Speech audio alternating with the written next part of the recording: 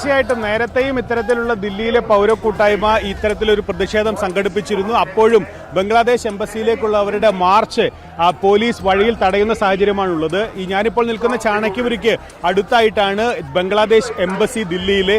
ഈ ഒരു എംബസിക്ക് മുന്നോട്ട് പോകുന്ന റോഡിൽ ദില്ലിയിലെ വിവിധ പൗരക്കൂട്ടായ്മകളുടെ നേതൃത്വത്തിൽ ഒരു പ്രതിഷേധ മാർച്ചായിട്ടാണ് എത്തിയത്.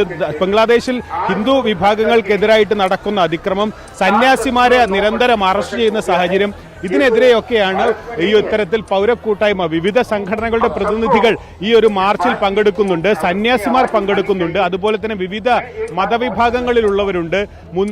നേരത്തെ റിട്ടയർ ചെയ്ത ഡിപ്ലോമാറ്റ് ആയിട്ട് പ്രവർത്തിച്ച ആളുകൾ, നയതന്ത്ര പ്രതിനിധികളായിട്ട് പങ്കെടുത്ത ആളുകൾ ഉണ്ട്.